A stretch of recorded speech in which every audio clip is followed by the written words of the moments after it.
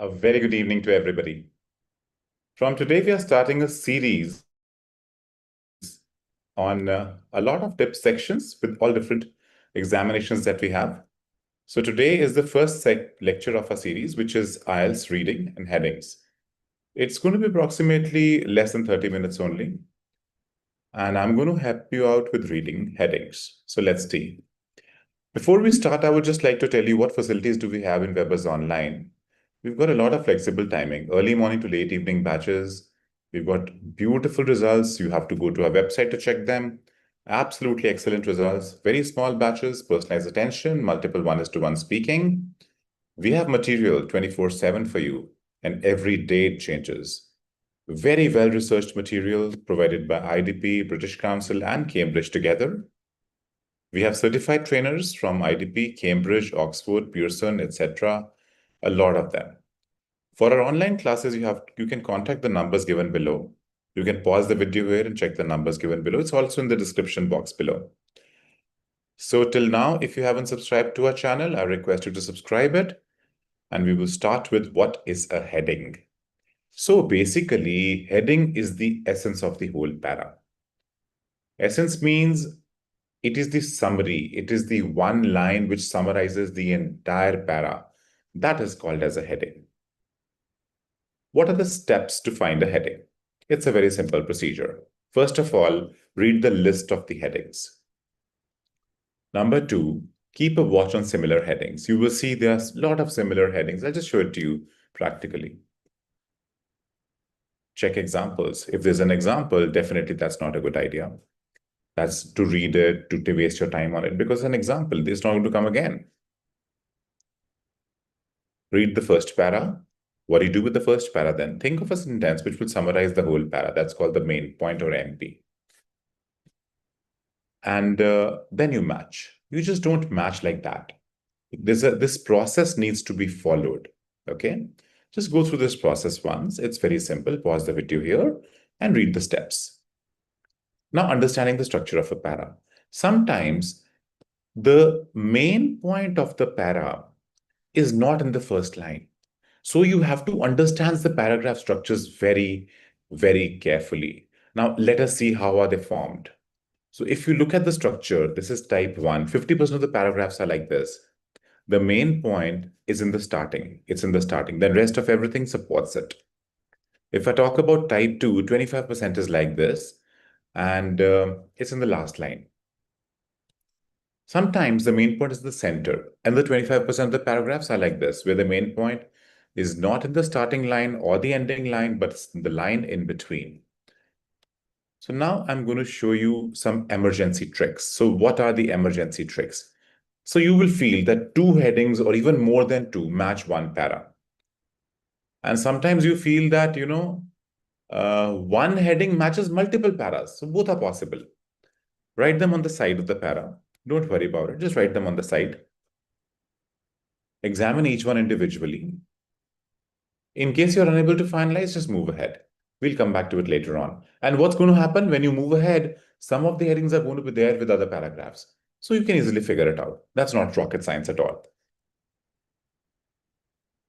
Okay, so now this is what you call as snowmakers. Okay, so let's go through it. What exactly is this heading? And I'm going to mark a lot of stuff here. Snowmakers. So what exactly do you mean by snowmakers? Looking into this machine, I feel a snowmaker is kind of a machine which makes the snow. And why do they need to make a snow? What is the reason? Why would they make snow? Let's see this. This is called as the subheading. Skiing is big business nowadays, but what can ski resort owners do if the snow doesn't come? So basically, if there's no snow, these people resort to these kind of a thing, like where they take a machine and they make some artificial snow. And so this whole article is going to be based on snowmakers and the artificial snow. So keep that in mind, very important. Now what I'm going to do, I'm going to read the list of headings and find the similar ones. A very interesting thing, just follow me and it's very, very interesting what's going to happen. Considering ecological cost. Now what exactly is ecological? Ecological means which is environmental, okay? And cost means what? the damage that is being done on the environment. The damage. The damage to the environment is called as ecological cost, and considering means taking into account. Let us see the second heading. Modifications to the design of the snow gun. Very simple heading. The snow gun design modifications. These are the keywords. The need for different varieties of snow. Again, a very simple thing. Maybe there are multiple varieties of snow. It's a dense snow or a light snow or a powdery snow, maybe thick snow, maybe wet snow, maybe dry snow, whatever the varieties are, whatever the gun is going to produce. He's talking about the different, what is the need of different varieties of snow. Local concern over environmental issues. This means that what are the people thinking of environmental issues? Now, if you look at this heading, it is also based on environment. Okay, and this is also based on environment. This is talking about costs, and this is talking about issues. Issues means what? The concerns. About what? The local concerns on the major problems, on environmental problems. Local concerns means the people who are there, who are living nearby. What do they think about it? So let's see the next one. The next one talks about a problem and a solution. In that paragraph, a problem would be given and a solution would be given. So you have to figure out if this heading is the correct match for that particular paragraph or not. Applications beyond the ski slopes. Now, applications means what? The usage. Usage of what? The snow gun. Beyond the ski slopes. Means out of the purview of the ski slope. It's beyond it. So what other areas, that this machine can be used? These machines can be used. Converting wet snow to dry snow. Now, let us see this. Let me change the color of my marker. Converting wet snow to dry snow. So these are the types of snow that we have here. And we also have the need for different varieties of snow. Again, different varieties are here also, different varieties are here also. So if you look at both of them, they're matching to each other. Okay, this is how they are going to confuse you now. Number 8. New method for calculation modifications. Now, again, let me change the color. See this. Another interesting thing. Here we have the word modification. So if you're not very careful in reading, you can always get mistaken by modifications and modifications, right? So these two modifications are there, which is going to confuse you, absolutely confuse you. Now, this one is going to be there or this one is going to be there. And very obvious thing that if it's something like a new method for calculating modification, some new thing is being given here, you have to choose the 8th one. But in case the design of the snow gun is being modified, then you choose the 2nd one. So the whole sentence, the list of heading, in the list, the option of the heading should match the paragraph. That is the most important thing. It should match the paragraph. Let's see the 9th one. Artificial process, natural product. So what is he talking about? He's talking a process is there which is artificial, but the product is a snow, which is natural. So that natural product is there. So this is the list of headings that we have here. Now we are going to go to the paragraphs. But the last one, I messed up, I'm sorry. Snow formation and nature. So we're talking about nature and snow formation there. So let's see. Now you can, pause the video here. And you need to read this whole thing. And then figure out which heading matches it. There might be 2 which are matching it. Might be 3 which are matching it. Just do it. Doesn't matter.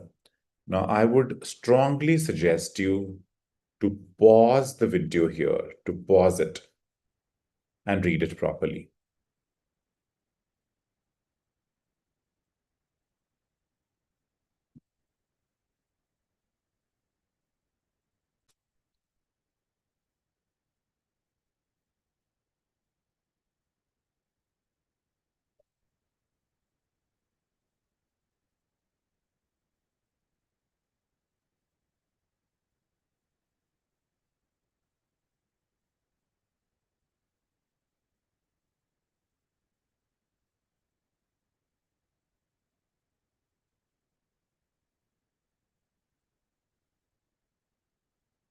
All right, so let's see. What is it? The paragraph says, in the early to mid 20th century, With the growing popularity of skiing, ski slopes became an extremely profitable business. Okay, that's clear. So it's very profitable. Now, here comes the main keyword called as but. Whatever is before the but, that is not to be considered. Whatever is after the but, see that. Ski resort owners were completely dependent on the weather. If it didn't snow or didn't snow enough, they had to close everything down. So here I can see a very strongly worded problem. An issue is there. Some issue is there. So it can be number 5, but we have to find out, have they given a solution to this problem or not? Fortunately, again means luckily, a device called the snow gun can now provide snow whenever it is needed. Bingo! So we have a solution and we have a problem. These days, such machines are standard equipment in vast majority of ski resorts around the world, making it possible for many resorts to stay open for months or more a year. So now I'm very clear that this can be easily done. Okay? A very simple technique I've told you, absolutely simple technique. And if you do not understand the technique, I would suggest you to rewind this video, start from the very beginning, and do the next one. Let's go to the next one now. B. Again, I'll give you some time, read the paragraph, then figure out what is going to be the answer.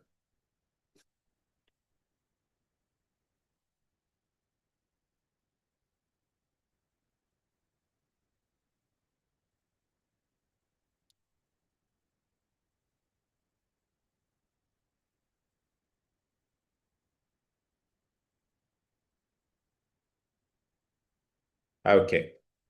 Snow formed by natural weather systems comes from water vapor in the atmosphere. So it's talking about how the snow is formed in the nature. The water vapor condenses into droplets, forming clouds. If the temperature is sufficiently low, the water droplets freeze into tiny ice crystals. More water particles then condense onto crystal and join with it to form a snowflake. As the snowflake grows heavier, it falls towards the ground, towards the earth. So now I've got these 10 headings, and which one is the best out of them? So when I read them, I figured out that something called as the nature, snow formation in nature is there. I think it is very close to this. So let us try ruling them out. Ecological cost is there, design of the snow gun, need for different varieties of snow, local concern, a problem and solution, application beyond the ski slopes, converting wet stone to dry stone, new method for calculating modifications, artificial process, natural product. No, not at all. So I think B matches it the best. Absolutely the best. Our 2 paragraphs are complete. So in case you are solving it along with me, I would suggest you to keep on writing in the comment box, whatever your answer is, it will become more interactive like that. So let's go further now. Number C. Again, I'm going to give you some time. Go through it.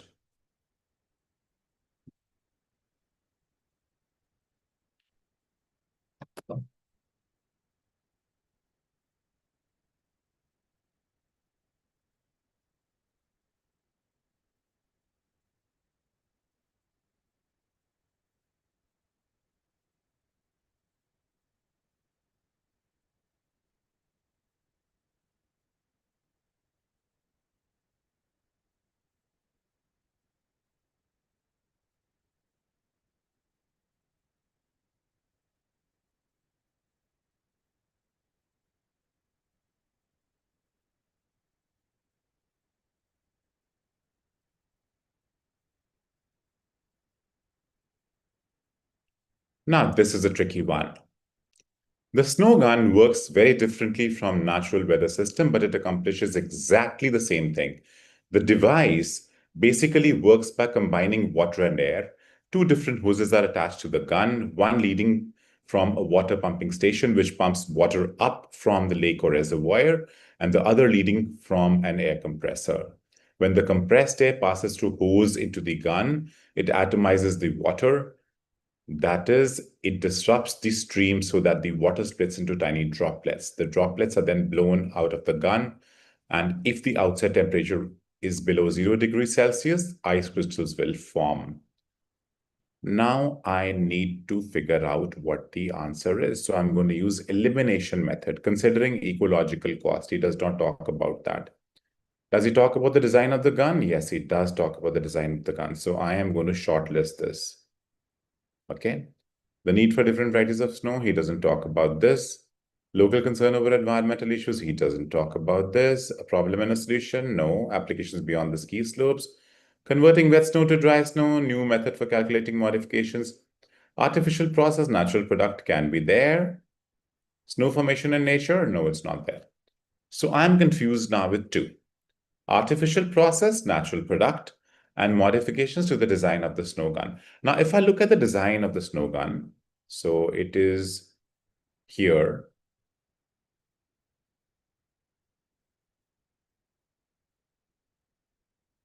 This entire thing is the design of the snow gun. It's talking about the working, how it actually works. The design of the snow gun, how does it work? So are they talking about some modifications? Well, this part is not done, but the design of the snow gun is definitely there. So if this part is missing, definitely this is not my answer. My answer will not be this one. My answer is definitely going to be artificial process, natural product. And if I look at here, the first sentence, it talks about exactly the same thing. Snow gun works very differently from natural weather system, but it accomplishes exactly the same thing. It's talking about an artificial process and a natural product. So that's what my answer is. Let us go further. Number D. Again, I'll be giving you some time on number D. Try figuring it out.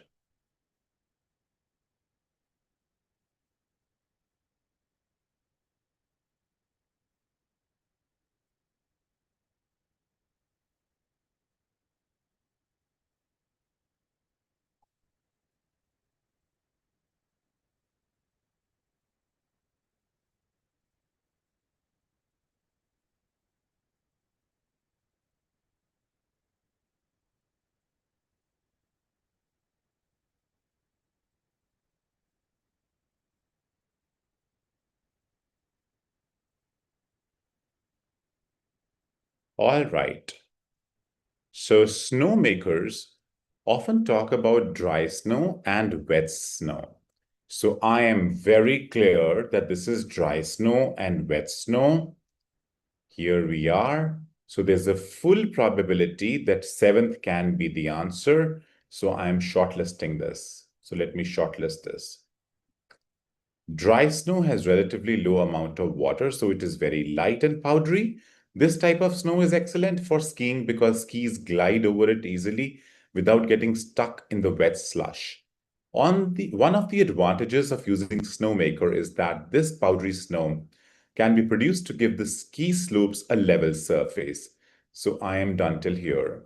However, on slopes which receive heavy use, resort owners also use denser wet snow. So this part is about the wet snow. If I look at this part, that was all about the dry snow. And if I talk about this part, it is all about the wet snow. Many resorts build up snow depth this way once or twice a year and then regularly coat the trails with a layer of dry snow throughout the winter. So if you see the dry snow and the wet snow, this paragraph is in two parts. So I can also shortlist number 3, the need for different varieties of snow. Now the question is, it's going to be number 3 or number 7. Number 7 has got one word, converting wet snow to dry snow. So if I look into this entire paragraph, can I see the word converting? Can I see a synonym of converting? Can I see some paraphrase of converting? No, I don't see it. So I can see wet snow, I see dry snow, and I see the need for different varieties of snow. So this becomes more appropriate as compared to this one. So this one is not there. I'll cut it out. My answer is number 3. And if you got it right, congratulations to you. Let us go to para number E now. This is para number E. I'll give you some time, think on it, and solve.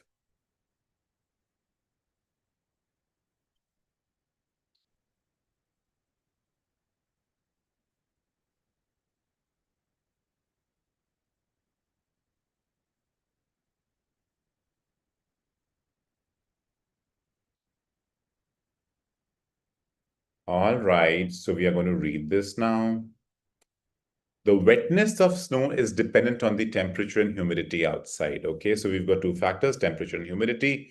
So the kind of snow that comes out, if it's wet, it would depend on these two. What is the temperature and how humid it is, as well as the size of water droplets launched by the gun.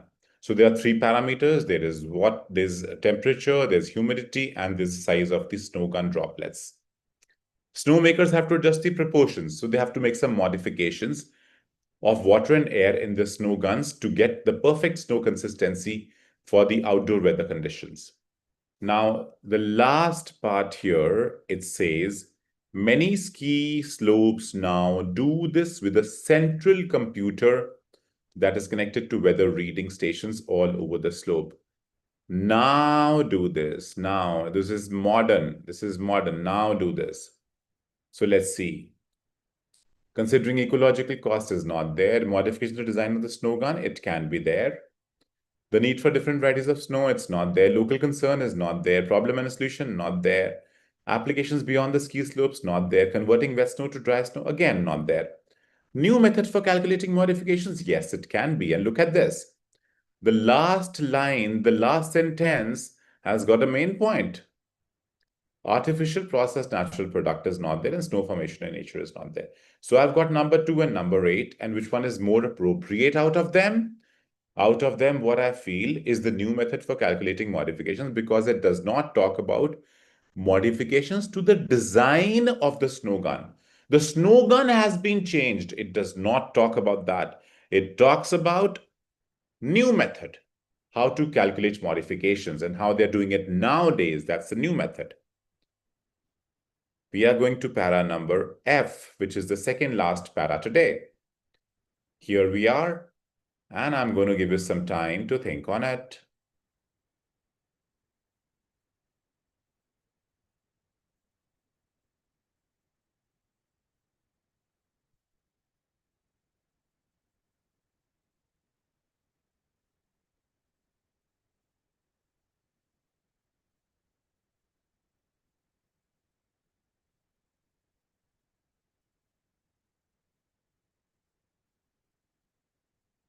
All right. So what are we talking about here? We are talking about man-made snow makes heavy demands on the environment. So I am clear that it's going to talk about man-made snow and the problems of the environment. So very clearly, environmental issues and another problem considering ecological cost. Both these become evident that this is going to be the answer. Rest of them are simply ruled out. It takes about 275,000 liters of water to create a blanket of snow, covering a 16 to 60 meter area. More resorts pump water from one or more reservoirs located in low-lying areas. The run of water from the slopes feeds back into these reservoirs, so the resorts can actually use the same water over and over again. However, considerable amounts of energy are required to run large air compressing pumps, and the diesel engines which run them also cause air pollution. So he's talking about the environmental concerns, the cost of the environment, the damage to the environment, and is talking just about that. It does not talk about local concern. It does not talk about the local people who are staying nearby. So my answer is very clearly number 1. With this, I reach to the end of this video. Just one last paragraph is left, and this is the paragraph in which I'm going to give you a lot of time. Think over it and figure out what the answer is.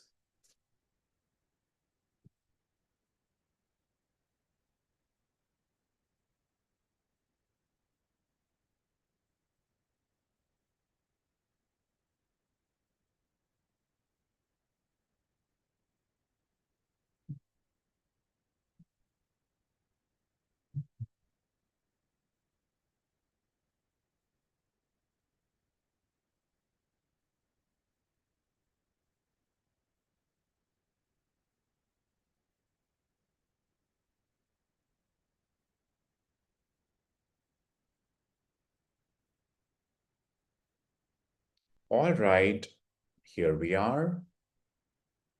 Because of the expense of making snow, ski resorts have to balance the cost of running these machines, making sure that they only make snow when it's really needed and when it will bring the maximum amount of profit in return for the investment. Now here comes the word but, and I told you before, whatever is before but is to be ignored. Man-made snow has a number of other uses as well. It has more applications. So let me see my headings: considering ecological cost, modification design of the snow gun, the need for different varieties of snow, local concern over environmental issues, a problem and a solution, applications beyond the ski slopes. The usage of snow gun or the usage of man-made snow has other uses: converting wet snow to dry snow, new method for calculating modifications, artificial process, natural product, and snow formation in nature. Let's see this. Farmers often use man-made snow to provide insulation for winter crops. Snow-making machines have played a big part in many movie productions. Movie producers often take several months to shoot scenes that cover just a few days. The set decorators have to get the right amount of snow for each day of shooting, either by adding man-made snow or melting natural snow. And another important application of man-made snow is its use in the tests that aircraft must undergo in order to ensure that they can function safely in extreme conditions. So now it is quite clear that the answer is applications beyond the ski slopes, and it is giving me a lot of uses of the snow, of the artificial snow that was created by the snow gun. So with this, we come to the answer checking now. Paragraph A is heading 5, paragraph B is heading 10, paragraph C is 9, D is 3, E is 8, F is 1, and G is 6. So these were 7 paragraphs. And in case you got 6 or 7 out of 7, you are in a good condition. If you got 4, 5 out of 7, you are a borderline case. And in case you are scoring 0, 1, 2, or 3 out of 7, I would simply say you need help. Please call our contact numbers here and take help from them. It is extremely important to give the examination only when you are fully prepared. If you're not fully prepared, you're going to have trouble. Why is Webberz Online the best in the world? Because we have flexible timings, early morning to late evening batches. We have excellent results, small batches, personalized attention, multiple 1:1 speaking, 24/7 material access, latest well-researched material, and we have all our trainers certified from IDP, Cambridge, Oxford, Pearson, etc. With this, we come to the end of our video. And in case you haven't subscribed to our channel right now, do it, because I'll be covering a lot of tips on every examination, 10 o'clock in the evening, every night.